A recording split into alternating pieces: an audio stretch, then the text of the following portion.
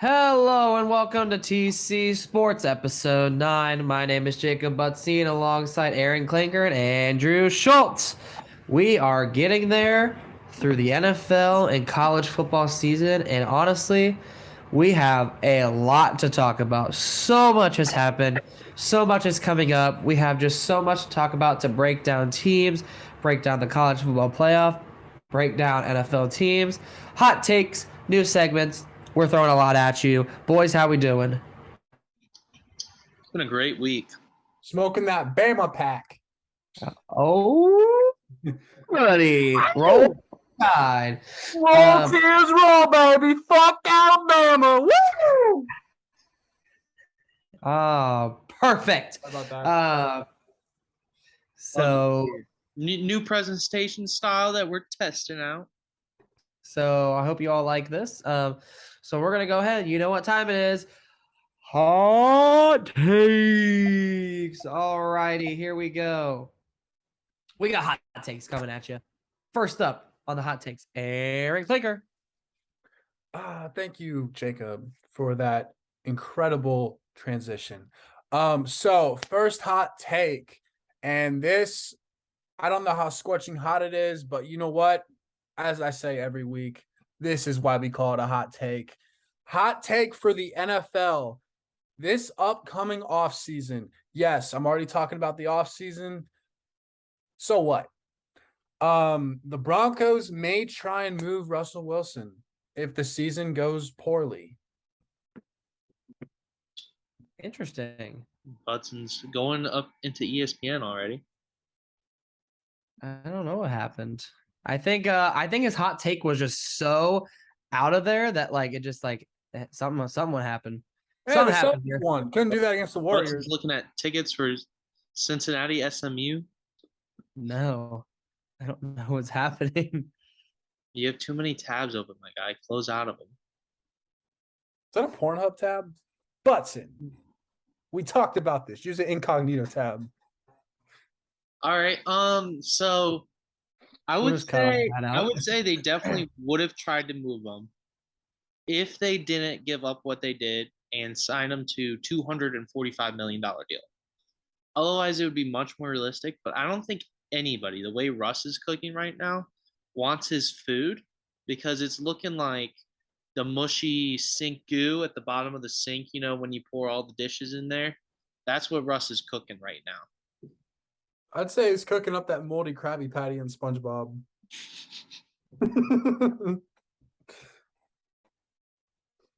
Something. It's something, all right.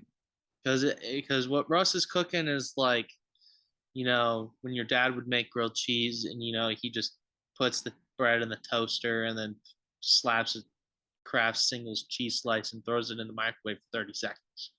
That's what Russ is cooking.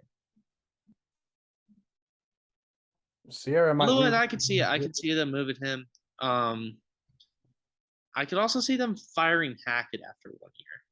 Oh, they'll definitely be firing Hackett. He's getting shot out of a cannon. But I mean, it all new ownership. We'll see what they do. We'll see what they say about how they feel about him after 1 week or whatever, or one season or not.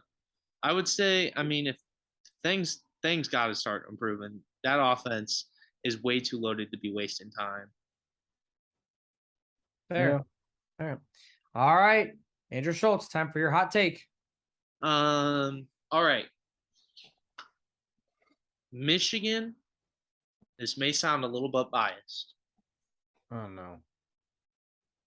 Michigan, Tennessee, and Georgia are the three best teams in college football right now. And Michigan might be the most dangerous. Now, here's why, okay?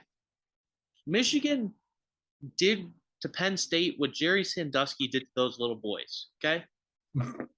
It was brutal, okay? And people are going to say, oh, well, Penn State's not that talented. Penn State's not that talented. Well, you're just wrong, okay? Because I was doing some research, okay? So Penn State recruiting the last year has been right there with Michigan at recruiting. Their D-line, their lowest D lineman is a 3-star athlete. Their best one's a 4-star. So they're filled with 3 and 4 stars on the D line. I don't care who you are. You rush for 400 yards. And Penn State's got some NFL caliber defensive linemen. PJ Mustafa, definitely going in top 3 rounds. Dog. Okay. Michigan ran for half a mile on Penn State on Saturday. Absolutely Half a mile. spanked them. And, Michigan's like, oh, well, it's just old school ground and pound football. Well, guess what? We can still pass the ball if we have to. But guess what? You don't have to pass when you can run for 400 yards on a defense like that. I mean, they absolutely dominate. And Penn State's a top 15 team in recruiting.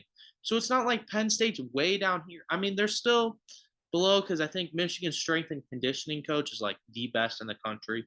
Dude is turning our 3 stars into 4 stars, 4 stars into 5 stars, 5 stars into NFL players. So, I mean, that's why I think Michigan is the most dangerous team.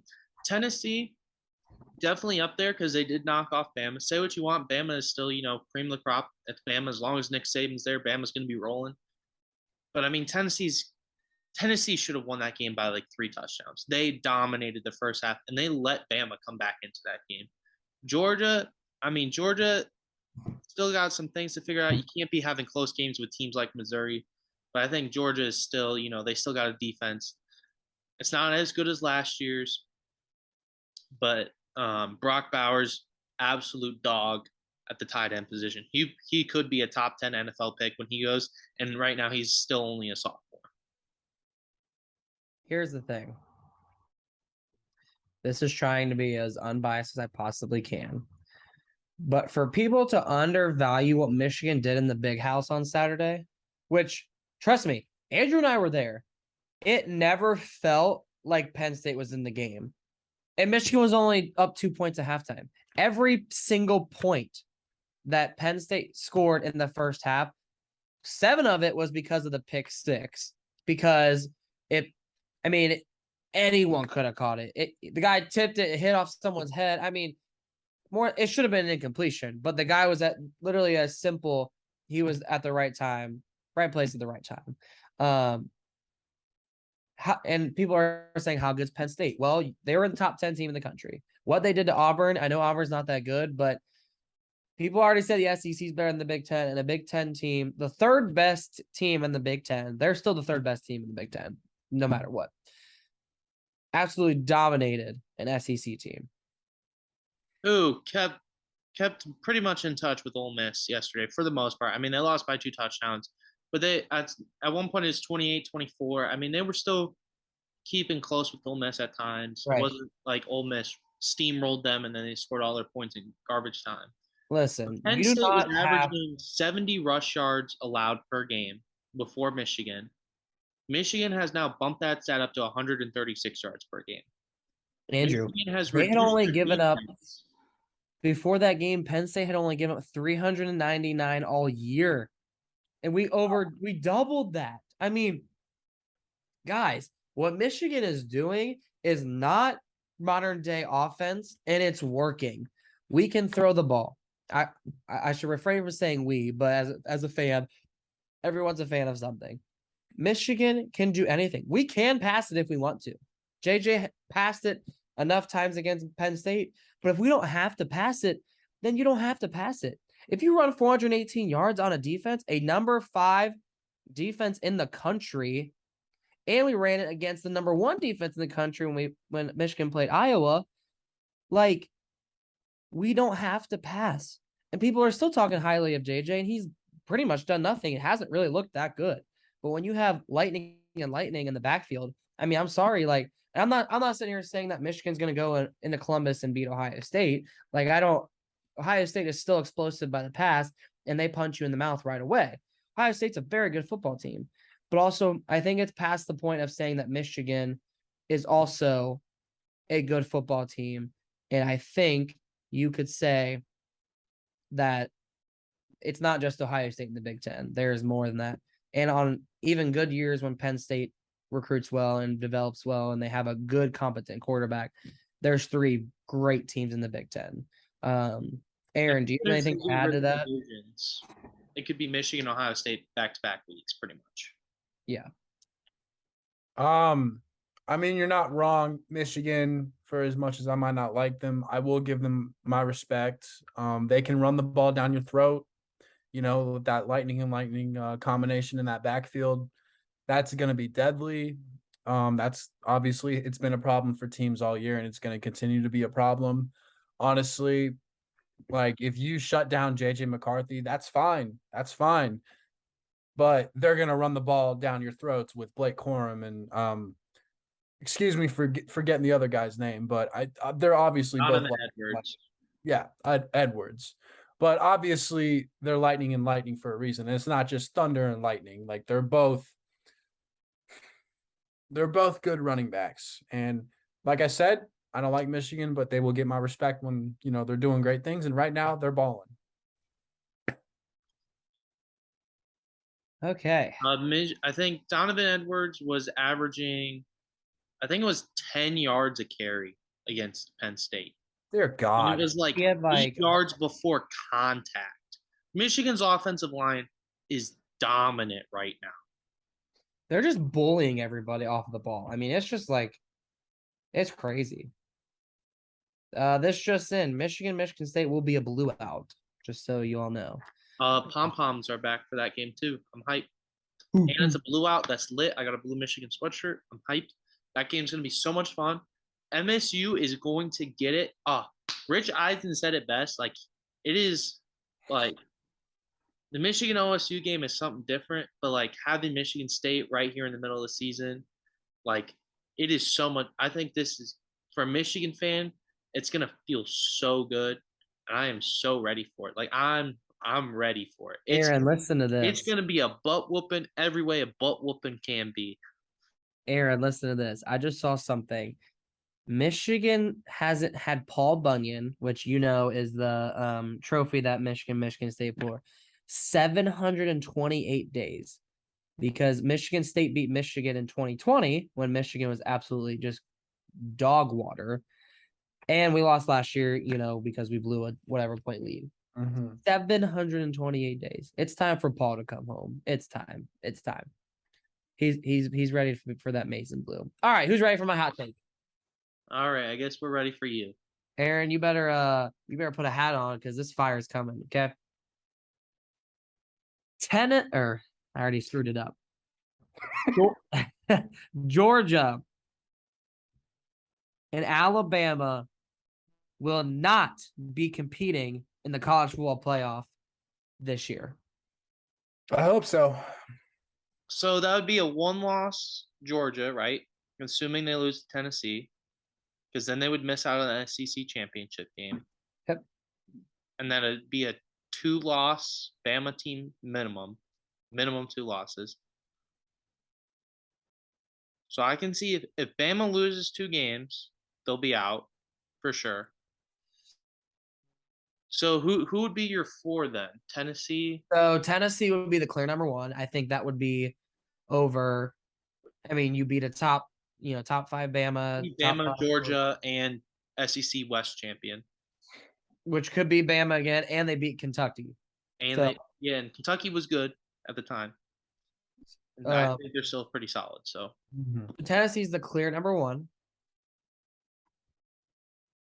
Big Ten winner. Michigan and Ohio State would both make the playoff because of whatever. And I think that UCLA is going to pull it out and be the 4th seed. Okay. Because UCLA would be an undefeated Pac-12 champion. Georgia would have 1 loss, yes, to the number 1 overall seed, but you didn't play and you did not win a conference championship. You can't put an undefeated conference champion out. So then it would be Tennessee 1. We'll say OSU wins the game in Columbus, even though they're not, but whatever.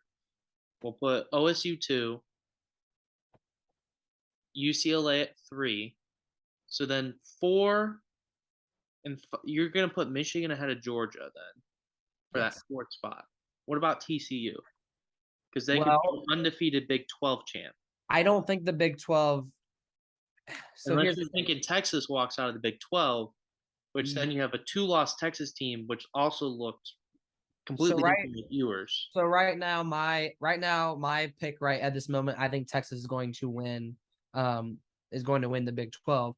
It also depends mainly because TCU has to go to Texas already, and I think Texas is going to win that game in Austin. So that's already going to change that. But also you still have Kansas State and Oklahoma State lurking, and Kansas. Kansas is 2-2. They could easily win out and just screw everything up. So I just don't think the Big 12 is as strong as the other conferences. I'm really liking UCLA. Now, this hot take could just go straight to the crapper when if UCLA goes to Oregon and loses, because then it just shakes everything up. But Georgia, here, the way Georgia played at Missouri, I just can't. I don't know why I did that again. I just can't. I can't. I'm not sold on Georgia. I'm just not. I mean, Georgia's wins would be against Oregon, which if UCLA beat Oregon, Oregon now has 2 losses. So Georgia would beat Samford 33-0. They went to South Carolina. They beat Kent State, didn't look good. Beat Missouri, definitely didn't look good. Destroyed Auburn and Vanderbilt, doesn't matter. They would beat Florida, who is not really that good. Tennessee would beat them. Then they would go to Mississippi State and beat them, go to Kentucky. It just depends on how good Mississippi State is at the time in Kentucky, and then they play Georgia Tech. I just don't think that, Michigan, especially if Michigan Ohio State's close. If Michigan loses by a field goal last second, and we also have a top 10 win over Penn State, it blew them out. I get our non-conference was bad, but I mean, Georgia's was, okay, Oregon, but Samford, Kent State, and then Georgia Tech, because that's not their conference either. Like, come on. And if Illinois ends up being a top 10 team because they won out and only have 1 loss. I mean, I could see Georgia being put ahead of Michigan if Tennessee beats the crap out of Georgia. That's fair. But if it's a close game, and let's say OSU, I feel like if that 4th spot becomes between Ohio State and Georgia as 1-loss teams, then Georgia gets the boot because that's fair. Ohio State has looked more impressive. True, but on paper, right. But also the resume. I mean, but Ohio I State can see that then because then their 1 loss would be to Michigan, but Alabama would have 3 quality losses, so they're automatically the 1 seed. So I guess we'll see. I mean, Bama's the only team with the quality loss right now. So. Yeah. Hey. Bama lost to a top 5 team. I think they're the only one who did it. They should be number 1 in the country. All right, let's move on. We'll check back with our hot takes. Who knows? I could be wrong. And I mean, we've been wrong already about something. So all right. Penalty box with Andrew Schultz. All right, it's a new segment going into hockey. All right, so we're just gonna read some top headlines from around the league. So Gary Bettman, the NHL commissioner, thinks the salary cap could jump up by $4 million for each team this offseason, which would be record-setting for hockey, which is a great thing. Love to see the sport grow. I've gotten into it in the past year and a half. Kind of started with NHL, just playing the game NHL, and it's kind of like grown. I found myself to really enjoy the NHL. It's actually really fun. So some teams to look out for. So like obviously your contenders this year are going to be, you got Carolina again, you got the Rangers again, Tampa Bay Lightning are still a squad. Colorado, Dallas is looking pretty interesting, and Vegas and Calgary are my top teams. I think those 5 or 6, or however many I said, are going to be the most interesting. Some teams with aspiring hopes are like your New York Islanders, Pittsburgh Penguins, Capitals, New Jersey, Columbus. New Jersey actually was chanting fire their coach after the Red Wings went up 4-2 on them after 2 periods the other day. Some sleeper teams.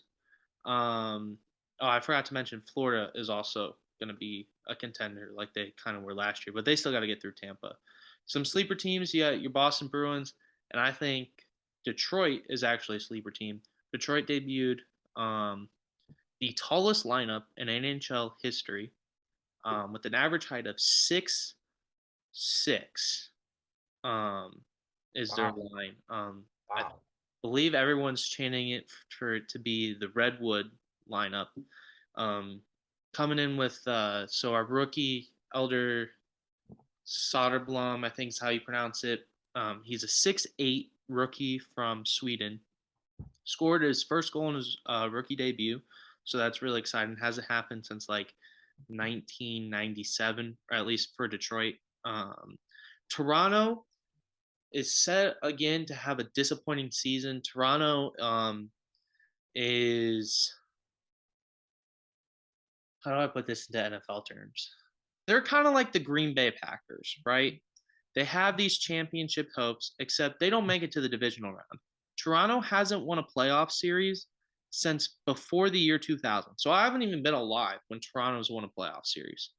Okay. And they have all these elite players, and they just got beasted to the Arizona Coyotes, which might be the worst team in the NHL this year. And they lost like they were favored at minus 470 Vegas odds, and they lost by 2 goals. Western Conference, we'll see if Colorado Avalanche kind of have a championship hangover. Vegas, if they can stay healthy, they'll definitely be a threat. LA is looking pretty solid, but I think they're just a solid team overall. I don't think they're anything special. We'll see about that. Some early Calder runnings. It was looking like Soderblom for the Red Wings might be in the running for that. Calder's Rookie of the Year. And then, so it's looking like he might be the runaway if he continues on the pace he's on. So yeah, but I think my early pick to win the Stanley Cup this year is going to be the New York Rangers. I think they get it together this year, and I hate New York teams. I don't hate the New York Rangers. I think they're an interesting squad with it. They're kind of like the underdogs because Tampa's been so dominant, at least in the Eastern Conference. But I think the Rangers get together there this year. Their goalie Igor Shesterkin, absolute dog. And that's penalty box. That's your 2 minutes in the box. You guys are free to go. Thank you. Be back next week. All righty, let's go to start a new segment, and then we'll start adding some more things. I thought that was wonderful. I was hoping the Rangers would win it last year. Of course, they fell short, but I really like that team that they have in New York. But I think this is going to be one of the most interesting hockey seasons that I've watched this year. It's hard for me to get into watching a lot of games because, of course, right now precedent is clearly football, and then when basketball starts, college basketball. So it's just hard. And then obviously, like, the only thing Cincinnati has is the AAA team, so hockey. So Hey, all right, moving on. Cleveland doesn't even have a hockey team, so. Huh. And Ohio could easily support 3 hockey teams, by the way. They easily could. All righty. Heading in to, I believe this is week 8 of college football. So before we get into this week's predictions, boys, do you have one big thing you want to share about week 7? Just one big thing. We don't necessarily have to go into detail, but one thing that surprised you, or one big thing from week 7 that you gathered. Mississippi State not being as good as people thought, and Tamo being definitely in the dumps this year because they got destroyed to Mississippi State, and Mississippi State did not look that great against Kentucky. Kentucky shut them down. Also, Florida State, maybe one more year before you compete for the ACC. Aaron? This is a theme I've noticed with Lincoln Riley ever since he became a head coach, but his teams have no defense, and that ends up killing them in like the middle half of the season because, as you guys saw on Saturday with USC and Utah ended up winning, and a part of that, among other reasons, is because USC doesn't have a defense to speak of. I don't care what you say. I don't care what the stats show. I do not care. Lincoln Riley coach teams do not have defenses. Well, I'll say this about that game because that game was interesting. It was a lot of fun watching Utah battle back, and I was like, where was this Utah team Mhm. last week against UCLA? So USC was up 28-21 at halftime, and I feel like USC needs to establish the run game. Like Utah got destroyed by the run against UCLA, and USC barely ran the ball. Like they just kept passing and passing and passing. Travis Dye, who's a great running back, Mhm. only had 11 carries for 76 yards against a team that was just torched by Zach Charbonnet. Like Riley, you gotta establish the run game. Like you gotta have a balance of both. Like at least do the option something. Like if you want to establish like your, I get it's a air raid offense, but you got to be able to run the ball. And teams that can run the ball and play defense are going to be the ones that do the best. All right, Aaron, something quick. Alabama sucks.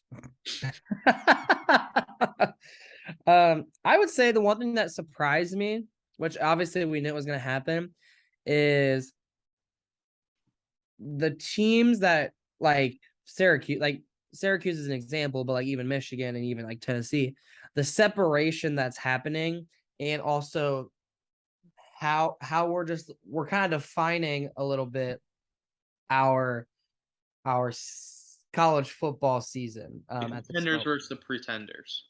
Yeah, so we're kind of getting some separation. There's still a lot of football left to be played, but there's definitely some separation that's happening. November So, football coming up. all right, let's get going on this. We'll do like 2 or 3 games, and then we'll head to break, and then we'll come back and finish it out. Number 17, Kansas State heads to TCU. Number 8th ranking, FPI gives TCU 65 to Kansas State 34. As you can see, we have all of this listed here. I think that Kansas or TCU has a good run for their money this week with this game. Adrian Martinez, who might not have been as successful with Nebraska, and it could just be a scheme thing, seems to look really well with Kansas State. I think this is Thrown an interception since transferring to Kansas State. right. So Doesn't turn the ball over. I mean, TCU's only given a 3.5, so they're respecting Kansas State a lot. And look, Kansas State has won the last 3. Granted, TCU hasn't really been good since when the last time they were in the college football playoff like talks, which they never end up, doing. Yeah. What do you think? Wow. What do you think? Kansas, Ooh. Kansas State's got a bit of a better defense. Kansas State tends to be a bit more run heavy. TCU is very balanced, so I think it'll be a fun game. Could be one of the better games this week.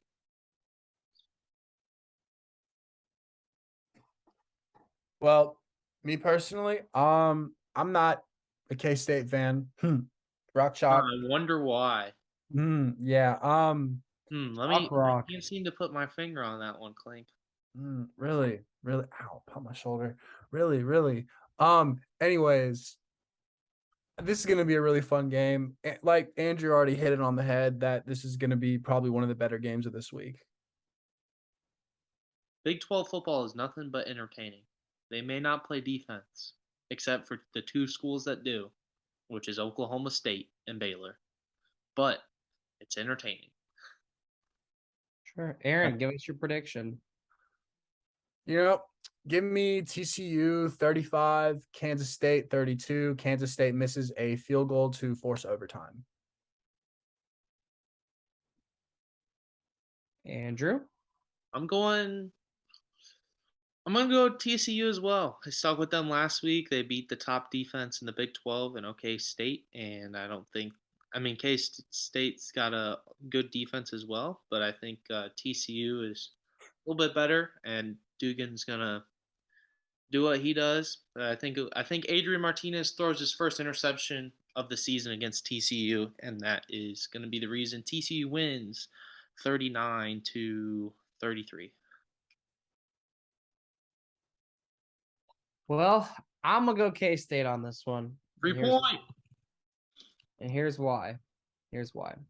Clearly, the betting lines respect Kansas State. I saw what Kansas State did to Oklahoma. Whether or not you want to admit or even say like Oklahoma's bad. But usually once a loss happens and your team is exposed, it usually snowballs from there. So I think Oklahoma at the time was still somewhat of a competent football team, and now it's just fallen off the hinges. I love Adrian Martinez. I really think Nebraska was just not fit for him. I think Kansas State's only loss, which I'm going to look here, I believe is Tulane. Tulane is 6-1. And Kansas State did not play well that game. Kansas State's one loss is to Tulane. It's gonna be close. They squeaked out a win against Iowa State 10-9 last week. Yeah, Iowa State's hard to play at.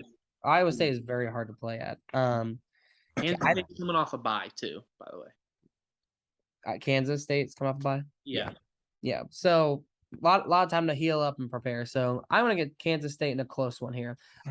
Andrew, how are we doing in picks, by the way? You're not doing so hot. Okay, cool.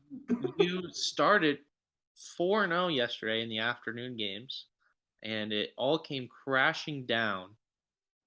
And you ended 0-3 on the night. So currently in college football, I have the lead 26. Aaron's got 20, and you have 18. So you need to make up some points to catch back up to Clink. But you are batting at 47%. Hey, not bad. Coins have a better win rate than you do right now. Hey, they get less chances. Okay. Hey, don't tell a Chiefs fan you won the coin toss. They'll freak out. Hey, exiting out of the slideshow again. It does not like when you talk bad to me. I didn't even touch it. So, all right, well, let's move on. Let's do one more before the break. Let's see. We can get 2 more. Mississippi State heads good to the not number 19 Alabama Crimson Tide.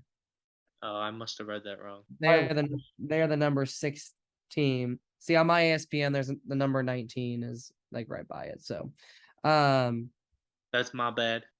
That's on me. Number 19. So clearly, Mississippi State is not. Bama is not number 19.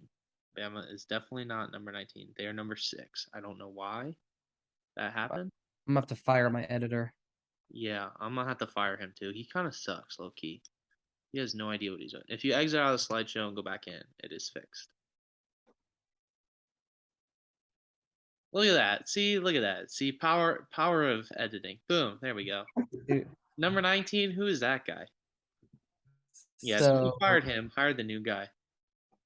I don't think we necessarily need to talk about this too much. I think Bama's going to win this game. I thought Mississippi State was legit until I watched them last week, and oh my goodness gracious. Do you all have anything to say? I mean, I have an analogy. It won't take that long. Butson, I know you haven't seen this, but Andrew, you know that very first scene in The Boys where Huey and his girlfriend are having a nice time. Yeah. And Mississippi State's the girlfriend. Yeah. Yeah, so I was talking to Clink about this earlier. So we all remember Bama being upset by Texas A&M because ESPN loves to post the family reaction after that game-winning field goal or whatever. Well, guess who had the pleasure of playing Bama after that game? Mississippi State. The final score was 49-9, and Mississippi State gets the pleasure to play an angry Nick Saban and Bama team. And I think Bama is going to steamroll them and extend their win streak to 15. Also, Bama, after this loss, could kick it into another gear and get back on track. So we'll see. Here's my thing, and this could be a maybe unpopular opinion, but if Texas were to pull off an upset against Bama when they did, Tennessee does not beat Bama. Probably not. No. But here's why. Texas, I believe Bama had like a crap ton of penalties in that game. Yeah. Bama had a crap ton of penalties in the Tennessee game. Bama should have lost to Texas. Like, if Quentin Ewers is playing, yeah, they don't wins. which I just found out that is actually a criteria in the college football playoff committee that they have to take in consideration if key players are out. Did not know that. So 2-loss teams still won't get in. it's 2-2 loss, but usually after Bama loses once, they don't lose again. It's very unlikely because Nick Saban, especially the way his team played, he does not want to play like that again. So let's go ahead and give our predictions. Let's make it quick. I don't think unless you guys really think Mississippi State's gonna win, but Bama 56-6. Bama 69-0. They're gonna come out pissed off. Nice. yeah, I just don't. Bama's won 14. It's not even close. Like, Actually, there's been a few close games recently, but the last no. Not games. I'm talking about like Bama all time. Well, yes. Mississippi State's come close a couple of times. 2017, I think it was. I said to Clink they lost 31-24. There's been a couple games recently in the last 10 years or so that have been close, but the last 4 have not been close. And Mississippi State's been decent, like 7-6, 8-4, 9-5, couple of 4-7 seasons, but Well, all right. Well, we're gonna head to break here, and then when we come back, we will round it out our college football and head into some more football left to talk about. We'll see when we get back. All righty, and we are back. Heading into the number 20 Texas Longhorns has the Oklahoma State. Texas is favored in this one. Texas also leads the all-time record. Oklahoma State has a winning streak. Aaron, what do you think about this game? What are your thoughts on how this could go? Because I feel like this is like a more key matchup than I think people are going to give it credit for. Well, I've said this every week since Ewers has been back. As long as Ewers is healthy, Texas is going to be in it all game. And me personally, I'm not saying Texas is back, but I will say they're like one step below that. They are fun. They are a very fun team to watch, no matter who they're playing. But you're not saying Texas is Artesian offense that they got. I'm not saying they're completely back. I think hopefully They got a long ways to go. They still gotta win the Big 12 before they are back. Here, okay, you are correct on that, Andrew. But here's my thing on Texas. Obviously, next year they got a certain recruit who is mainly hyped up because of his name. The talent is definitely there, but we all know who I'm talking about. I really hope that Ewers is still at Texas. I don't think he's going anywhere, but as long as Quinn Ewers is there, Texas is going to be in every single game. I do not care who they're playing. I think Oklahoma State was tested, and I think Texas is gonna test them again. I really like this Oklahoma State team. I mean, if they run the table, they're in. I mean, there's just no doubt about it. Likes your opinion. Do what? I don't think your computer liked your opinion. No, apparently not. I just do think that this is gonna be a good game. With it being at Oklahoma State, I'm actually kind of surprised.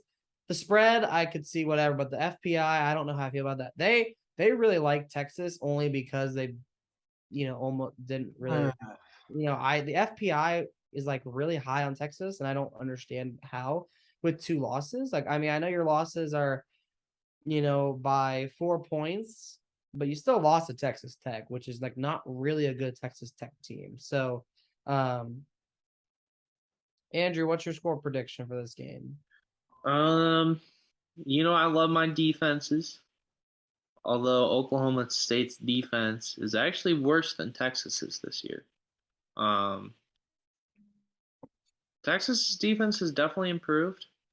I think this will be a statement game. I think this will decide who goes to the Big 12 championship. The winner of this will be one of the 2 teams in the Big 12 championship. And I think I'm going to go with Texas. I think Texas will win 41 to Oklahoma State's 30. Aaron. Well, like I said earlier, Texas is fun. They are a very fun team. I will definitely be watching this game. And I'm going to go Texas. Let's make this a close one. 42-40. Not so fast, my friends. I was waiting on that. 3 point. No. Don't say free point. This game could go either way. Oklahoma State's a really good football team, and they lost to a very good TCU team that has a very good offense. Oklahoma State, I love Mike Gundy. He's a very good coach, and I think this is his time to hopefully get his teams to shine. But from what I've watched with him is he always loses that one or two. Like he always gets to a point, and then then he gets to a point where he has 2 losses, 11-2, and he just can't do it with those 2 losses. And I just think now this is the year that they can beat Oklahoma. Not that I think they couldn't do it in the past, but they're definitely going to beat up on Oklahoma bad. Oklahoma State wins this game. I think it'll be by a touchdown. All right. Well, you didn't do so well in the night games last week, but you did well in the afternoon games last week. So hey, how did I go 0-3 in the night games last week when I had Tennessee winning? Oh yeah, no, that was an afternoon game. That was a 3:30 p.m. game. Well, Texas and Oklahoma State are 3:30. Yeah, that's what I said. You did well in the afternoon games. We'll see if you can keep it up. Quiet you. Well, you picked Mississippi State, Florida State, and USC to win, and that didn't happen. So, well, you know what? You see, another afternoon game. Here we go. Alrighty, here we go. We got number 9 UCLA heading to Oregon to play the Ducks, and number 10 Oregon is way too favored by FPI in this.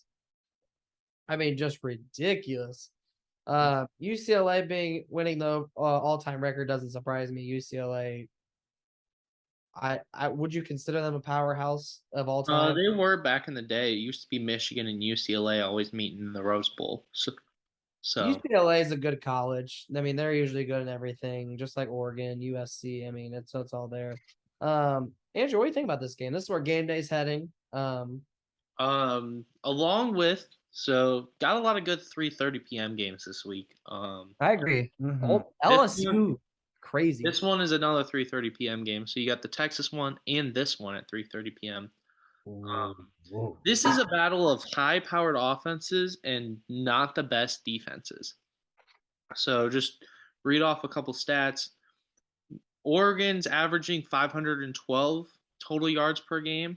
UCLA 505 on offense. Defense, UCLA allowing 344.8 yards per game, and Oregon 373.3.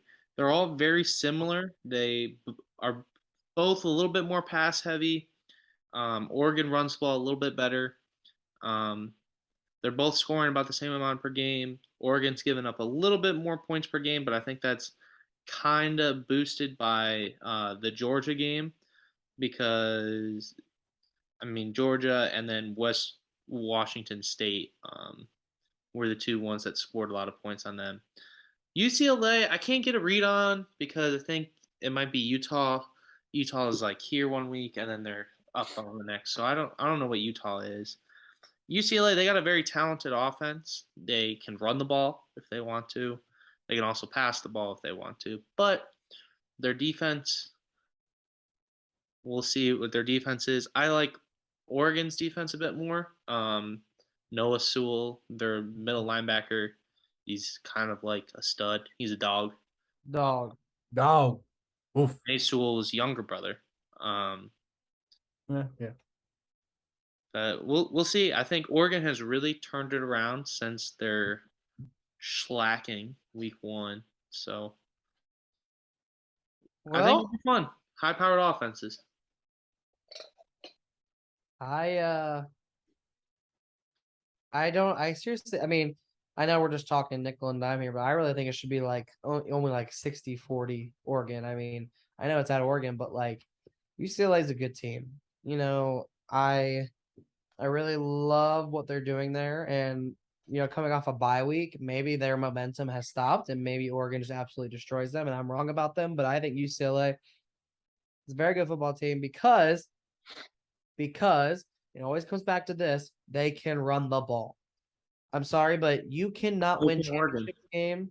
You cannot win championship games if you can't run the ball in some good capacity. I mean, look at Georgia last year. They did not have a good passing game. It was strictly just scheme, running it down your throat. Our big guys against your big guys. Absolutely amazing defense. Let's just see what happens. Aaron, what's your prediction on this game? I got, you know what? I'm never betting on Oregon again after that Georgia game, which I should have known better. But I'm gonna have to say UCLA wins like 35-30. It's like, mentioned earlier, both high-powered offenses. I do want to give Oregon props to for clawing and just grinding their way back into the top 10. Like, I'm honestly impressed with how they've done that. But I got to go UCLA. I like their offense, and yeah. Andrew? I'm going with the Ducks. In a shootout, 47-44. I love those games. This is going to be a game where I think little to no defense is shown. So those who like defenses, don't watch this game because you're going to be massively disappointed. No, you hear that, boomers? Don't watch this game. They both teams run the ball well, and they both pass the ball well, and their defenses also are both pretty like even when it comes to rush yards allowed. UCLA's only given up 99 rush yards per game. Oregon's given up 98 rush yards per game, or maybe I think I have that flipped. So they're just such similar teams, but Oregon, I'm giving to them. I'm going to disagree with you. UCLA plays a million times better defense. They have allowed the least yards per game in the Pac-12. Now that's the Pac-12, but let's just put that out there. Pac-12 doesn't play defense just like the Big 12, and apparently not the SEC either. I mean, the best Big 10 team in regards to yards allowed is Illinois at 221. And then you have Michigan, Ohio State, Michigan 250, Ohio State 253. Those are more realistic teams. So the fact that the Pac-12 best is over 100 yards more than the Big 10, UCLA still has the better defense. So not so fast, my friend. UCLA is going to win this game because they can play better defense. And I think they're going to run the ball better. I'm not sold on Bo Nix. I think UCLA goes into Oregon. It's going to be a close one for sure. It'll go down to the wire. But UCLA is going to win this game. Here we go. Oh, and here is my game. Here is my game I want to see. Okay. First off, Clemson, 83%. That's just a load of crap. Okay. Let's just put that out there. The line, also crap. Listen, Syracuse has a good football team. I'm not sold on Clemson yet. NC State is not good. Clemson beat them, whatever. Okay? Let's just look at Clemson. Clemson beat NC State by 10, which it was really like probably 20.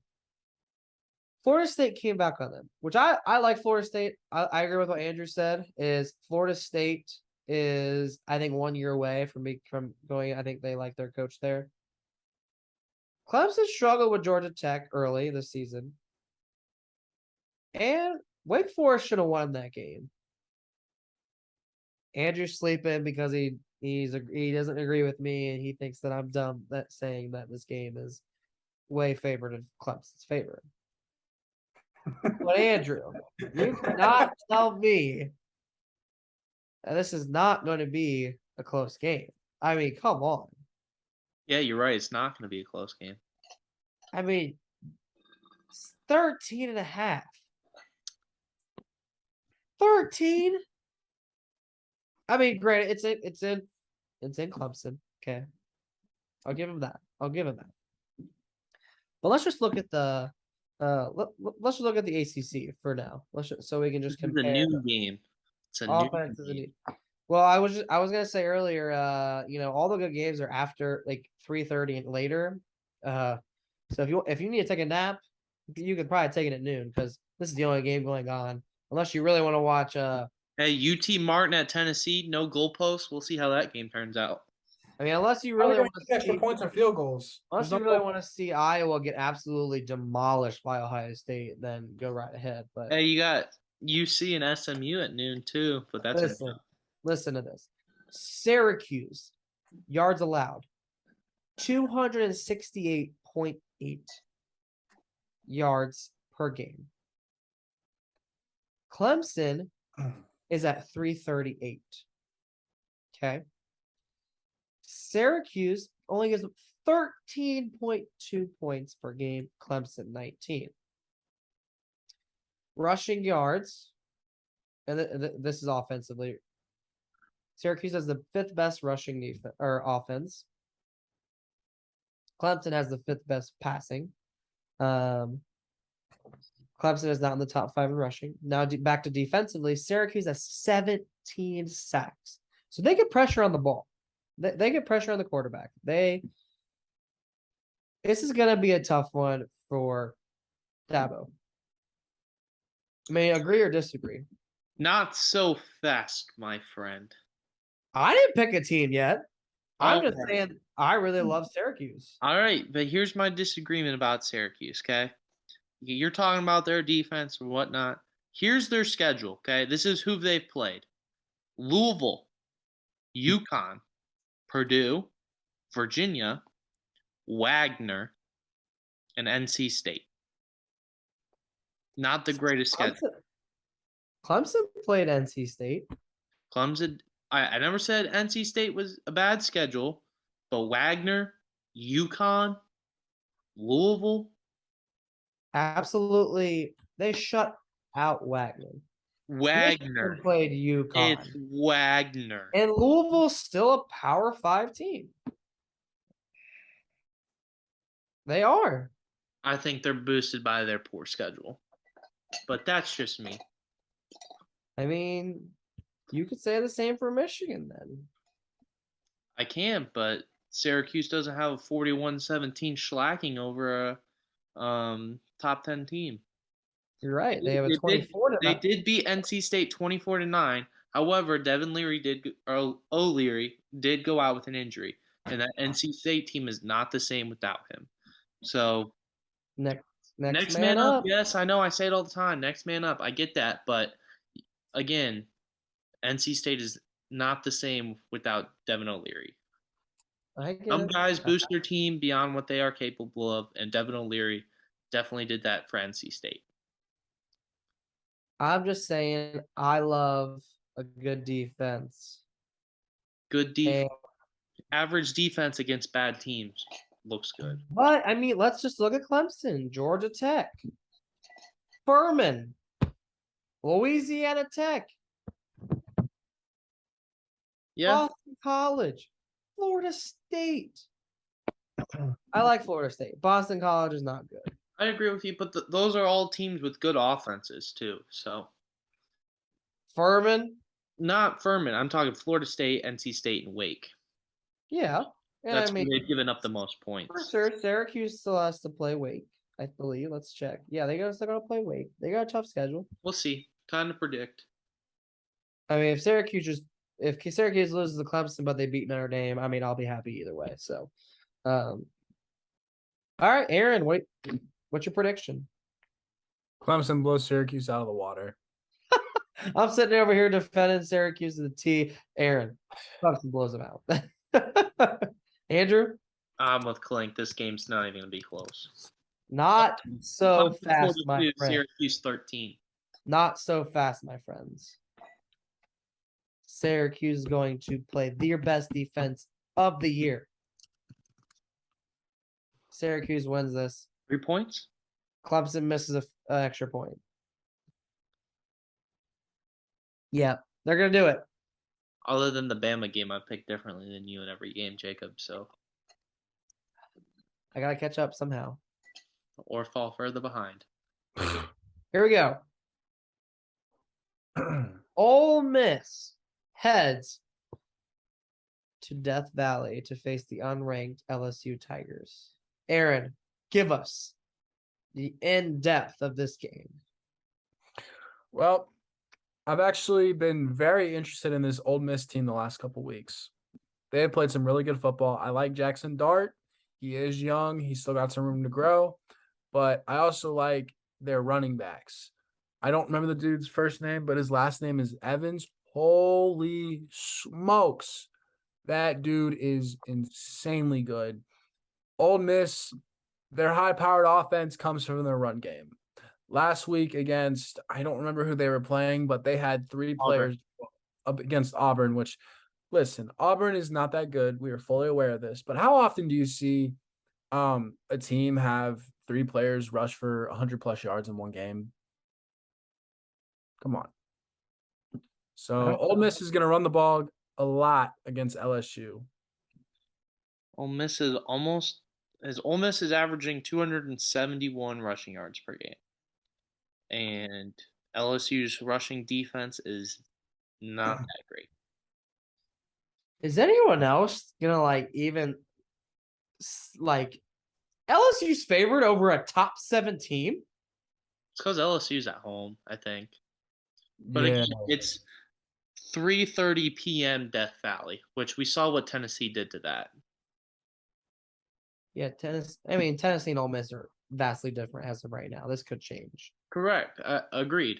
But I don't know. I think they're giving LSU too much credit for a team that's not there. So Here's the thing. Ole Miss has been impressive. They have not been dominant, but they've been impressive to the point they're undefeated. Without Lane Kiffin, they wouldn't be undefeated. Let's be honest. I mean, you can say what you want about. Ole Miss is putting up 502 yards per game.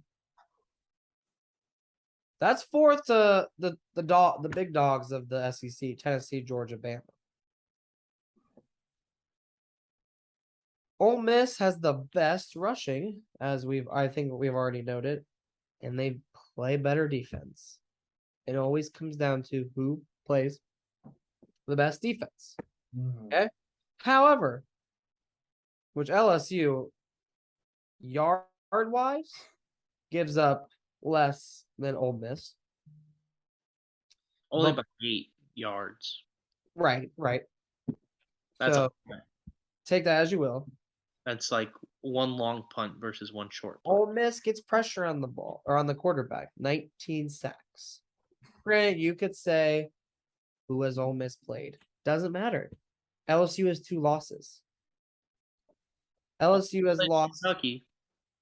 LSU has lost to Florida State, which take that as you will.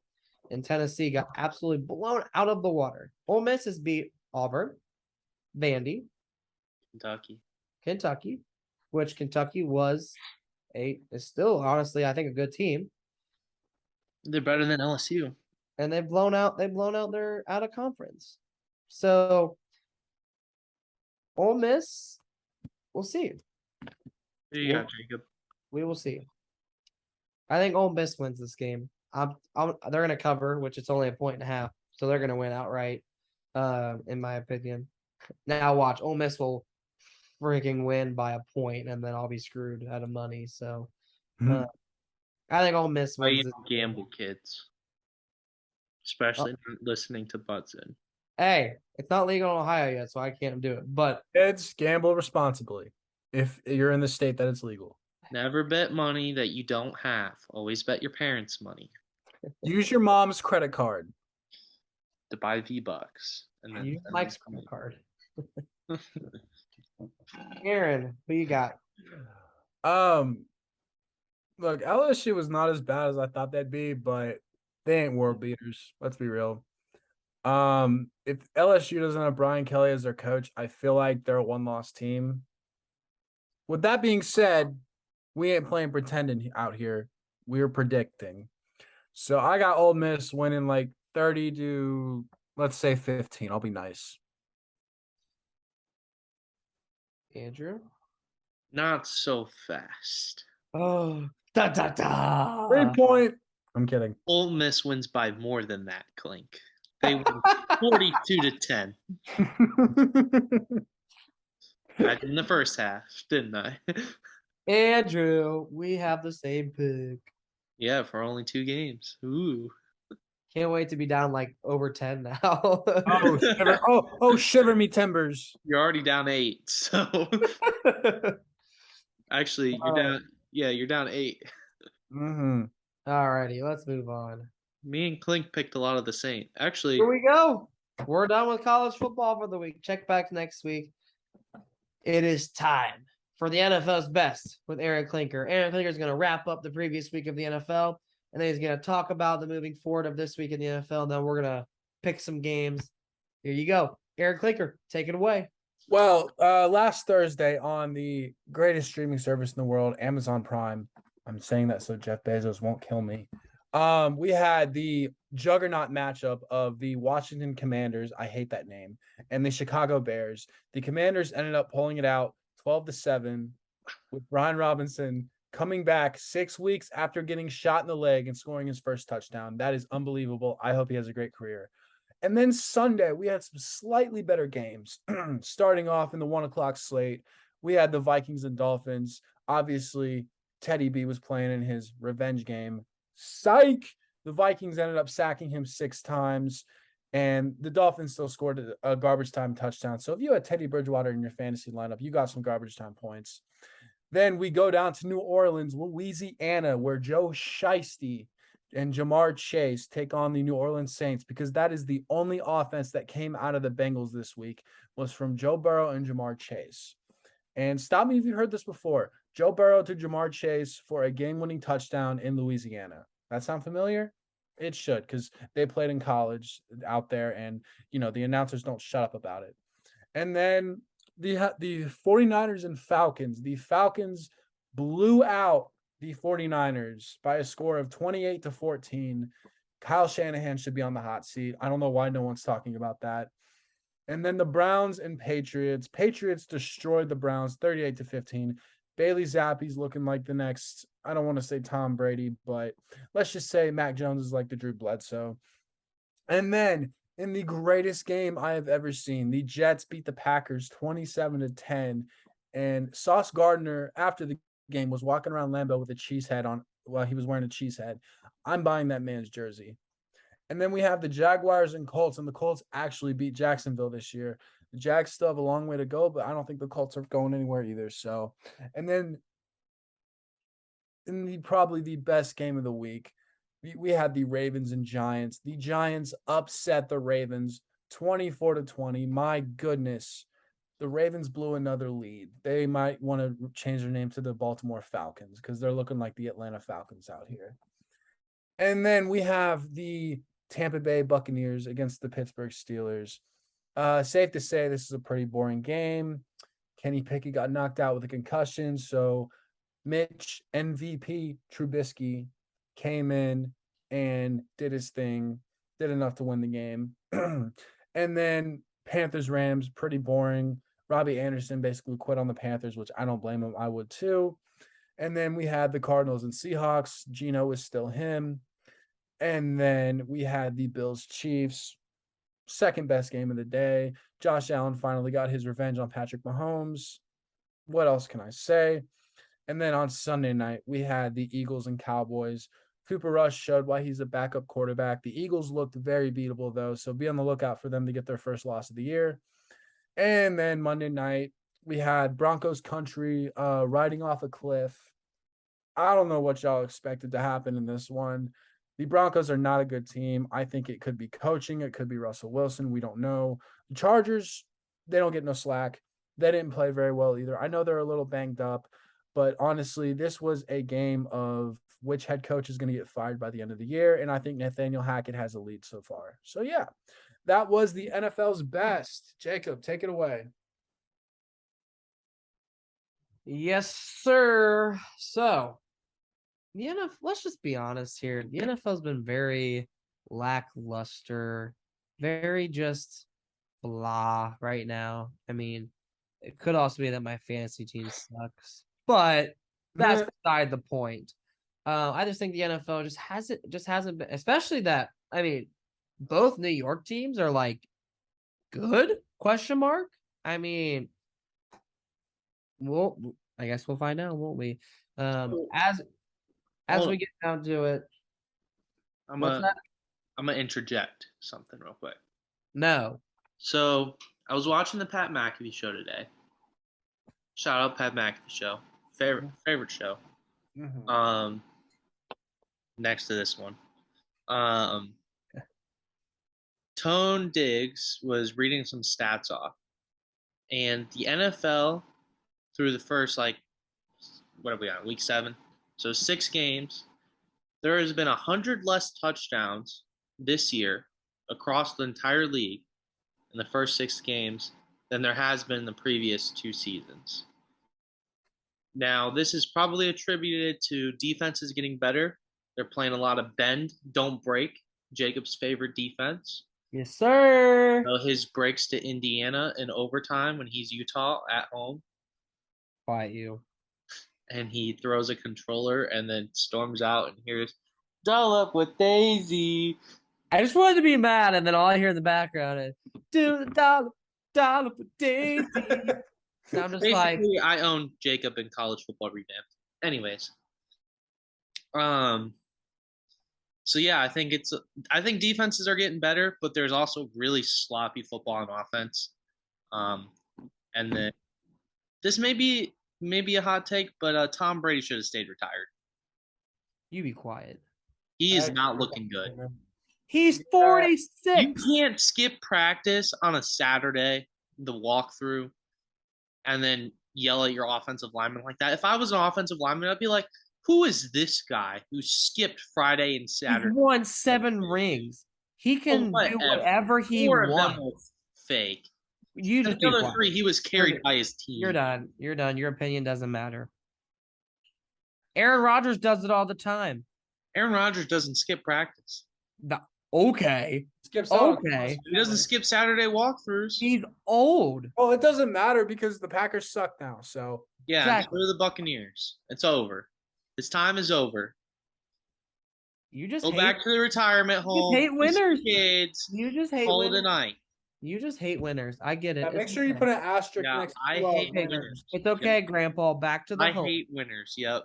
Yeah. Yep. I definitely I hate. just wanna put this out here. I know we're on NFL right now. I just want to bring a college football update, just for you here. If you want to go to the toilet seat on November 26th this year, For amazing blue. better dig into your savings because the cheapest pair of tickets for each ticket is $702. Andrew and I paid $170 each for Penn State. 702 each. I mean, unless Aaron, like Aaron, we need to go I don't know, work for someone to make that kind of money. I mean, I can't afford that. Good Lord. I couldn't afford a park at Ohio State. Be as much as a freaking ticket at the Michigan game this past weekend. So Like 6 tickets at the game this past weekend. facts. Hey, tickets for TCU, Kansas State are like $34 each. So I don't you know go to why. that I game feel like like that should be more 15 of a hype times that before game. you go to OSU, Michigan. Sorry, I didn't want to. I just thought that was crazy. That's 702. That's just crazy. It'll So- go up by then. It's gonna keep going up. Alrighty, so a game that clearly no one knows who the winner is going to be: Titans and Colts. Well, what do you boys think? The Colts might be on the trajectory back. Tennessee coming off a bye week. So we'll see what Vrabes told them. But the Colts kind of rebounded late against Jacksonville. They're kind of getting into a groove, and they won without JT or Hines. So, and then they get those guys back, I think, this week. So I think it's going to be this will decide who wins that division. It'll be one of the two games that matter. So Aaron? Well, after that Indy Jacksonville game last week, I don't think the Jags are quite ready to compete for that division, which is pathetic, but that's the world we live in right now. If Jonathan Taylor's back, I think it's just going to come down to which running back has the ball left, because that's literally these two teams' entire offenses. Give it to Jonathan Taylor or give it to Derrick Henry. So I'm going to go with the Titans on this one just because Derrick Henry's healthy.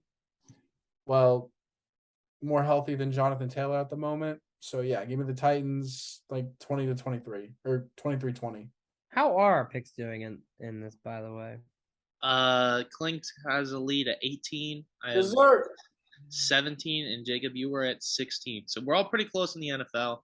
Jacob, you are under 50% in the NFL.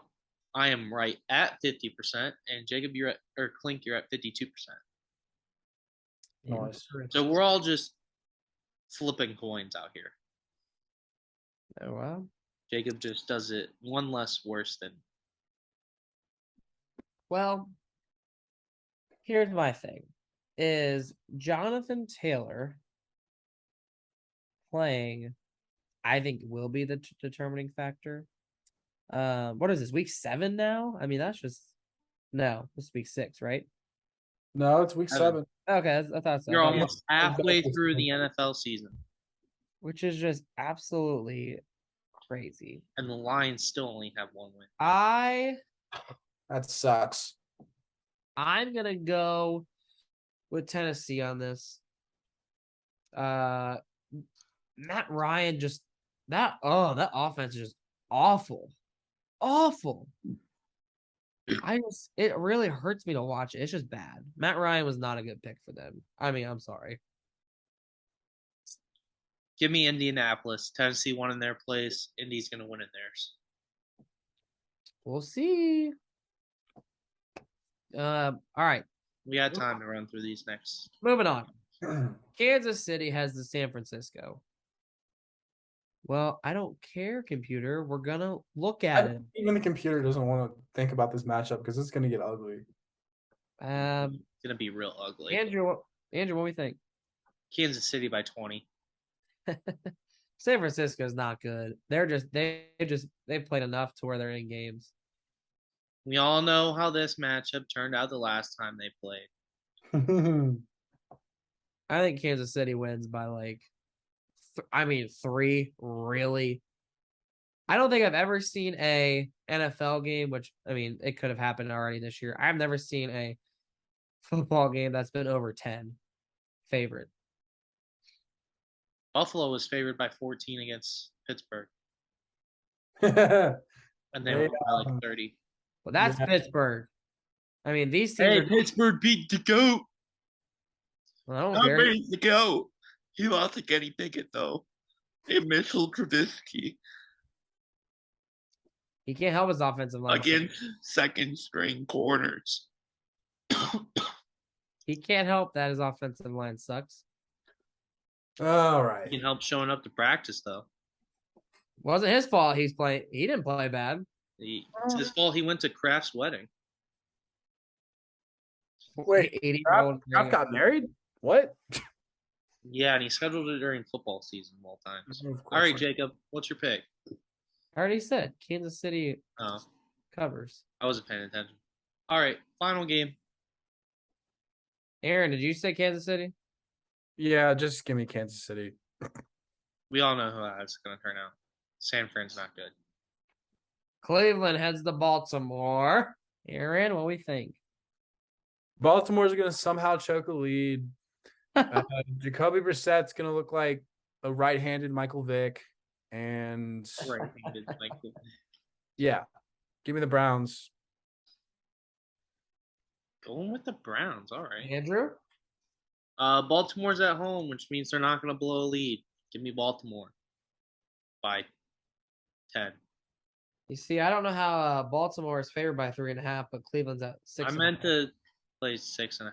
Sorry, you gotta Oh, fire the editor again. Baltimore's favored by 3.5 because that's how much they're gonna lose by after they blow a lead. Gotta fire the editor again. Baltimore wins this Mike game. clearly doesn't know what he's doing. God, this editor sucks. Cleveland is not good until Deshaun comes back. Baltimore's gonna win this game. It's not Even then, they're only good after he gets a massage. Deshaun Watson. Well, thank you all for tuning in to this segment of TC Sports. And we hope to see you back next week. I'm going to play you out of here.